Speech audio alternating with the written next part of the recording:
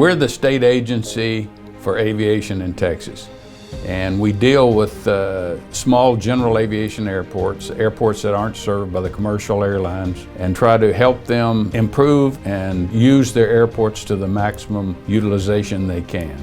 Texas is a big state. It's 800 miles from north to south and 700 miles from east to west, so personal and business air transportation is very, very important, probably second only to Alaska in that regard. I've been here 26 years and it's been a heck of a lot of fun. We got to rebuild a statewide system that had really been in neglect for many years for a lot of different reasons. And now we think we have one of the best general aviation airport systems in the country. And that's so important if these small towns are going to survive across this big state. We're the nation's largest livestock dealer. Since 1946, we have used general aviation to go out to the ranches all over the United States and in Texas to buy and sell cattle. General aviation is so important to our business because we buy cattle in rural America and in rural Texas. Because of Dave Fulton and what he's done, he's changed the complete dynamics of general aviation in Texas. It's kind of like having good highways.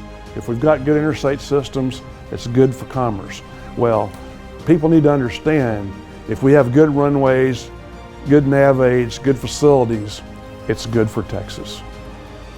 We're out there all the time. Our employees, which we only have 35 to do this statewide work, they're out in the field constantly, meeting and going out to the airports with local folks, and it is very, very effective at getting the right thing done at the right time.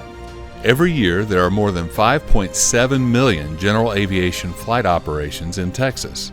General aviation is essentially all civilian flying, except for scheduled passenger airlines. This includes a wide range of beneficial services: business travel, agricultural application, livestock management, flight training, firefighting, air ambulance, news and traffic reports, oil rig crew transport, aerial mapping, pipeline inspections, law enforcement, natural resource management, sightseeing, search and rescue, border enforcement, personal travel, recreational flying, and disaster relief.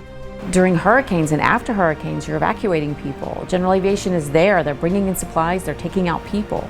Looking at what happened during Harvey, as soon as that runway was clear of debris and water, the first airplane in was a small general aviation airplane that brought in supplies. And we already had people waiting to take those goods out of that airplane and deliver it to the local church, who literally, 2 miles away, who was literally distributing to people who were just flooded less than a quarter of a mile from us. After that first airplane came in at about 9:03 in the morning, at least every 30 minutes was another airplane coming in. These people had lost everything, and the general aviation community came together and helped them.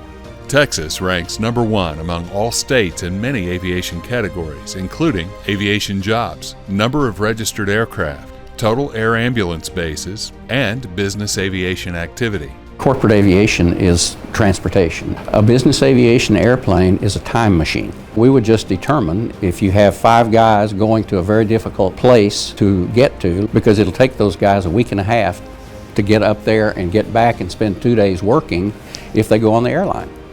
Or we can take them in a Gulfstream in an hour and 45 minutes. Every year, Texas airports and aviation generate over $94 billion in economic impacts, around 780,000 jobs, $30 billion in payroll, and are home to more than 25,000 registered aircraft. The Texas Department of Transportation Aviation Division is subdivided into 3 sections for general aviation airport development: planning and programming, grant management and administration, and engineering and project management. The Planning and Programming section worked directly with airports to develop and implement projects that meet their 25-year development needs. We have a small staff that's focused just on general aviation. We have 6 full-time planners, and they all have about 50 airports apiece, and they're regionalized across the state. We've had planners who've been here 20 years at a time, and they know airports, they know the airport managers, the city managers. They've developed strong relationships over the years. They're the consistent element for the airport in our office. The Aviation Division Grants Management Section develops, executes, and manages all grants and design and construction contracts associated with our airport improvement projects. I have 10 staff members who do everything to ensure all federal and state compliances are met. They have great relationships with everyone they work with and provide an outstanding level of customer service that is unmatched, in my opinion, in any area of government services.